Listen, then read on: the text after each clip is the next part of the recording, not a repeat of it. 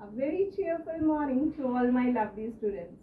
I'm Ritika Thakur, your English teacher, and I hope you all are fine and taking good care of yourself, right?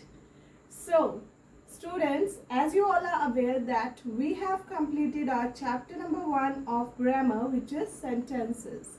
Even we have done the revision part also of chapter number 1. So today we are going to start our chapter number 2, which is subject and predicate. So let's start chapter number 2 of grammar.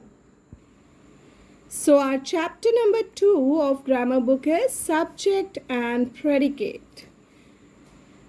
Study the following sentences. The dog is barking. Students, before starting the chapter number 2 subject and predicate, let's recap our chapter number 1, which is sentences. So let's recall the definition of sentence. What is sentence? Sentence means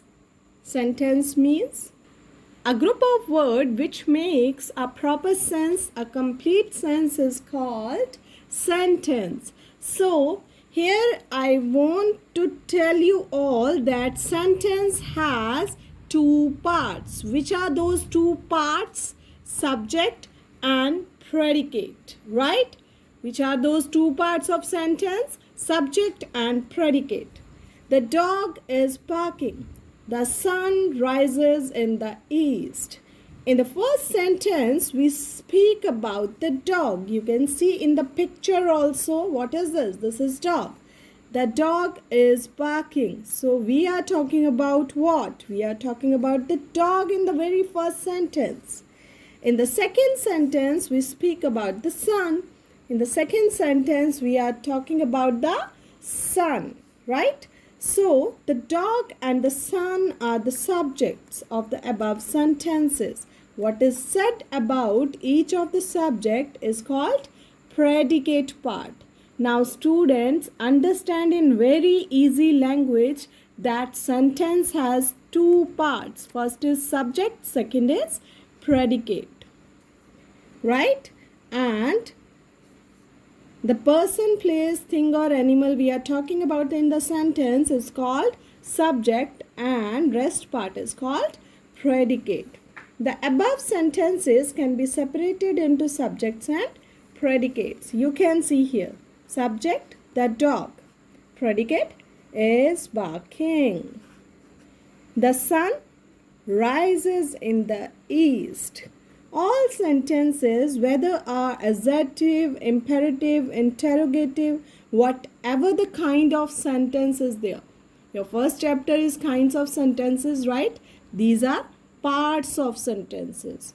You have done 4 kinds of sentences. These are parts of sentences. So whatever the kind of sentence will be there, there is always a subject and the predicate also.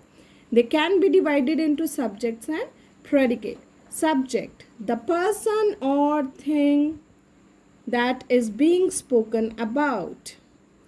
What do you mean by subject? I told you that sentence has two parts. First is subject and second is predicate, right?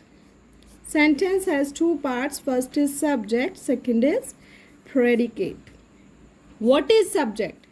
The person, place, thing or animal or any pronoun. I, we, you, they, he, she, it, all are called subject.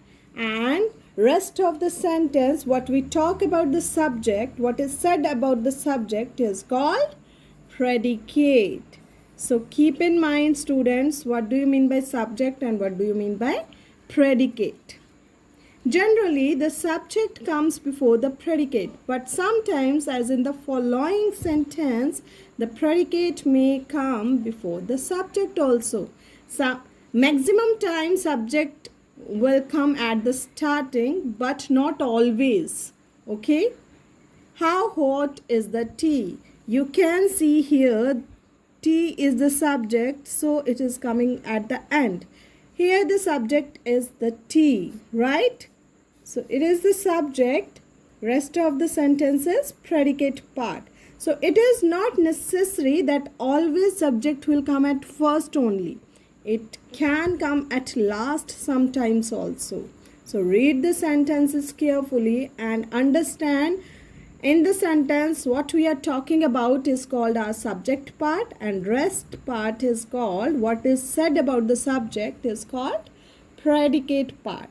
So students, read page number 11. This is the homework only for you, and learn the definition of subject and predicate. Okay, take care students. Bye.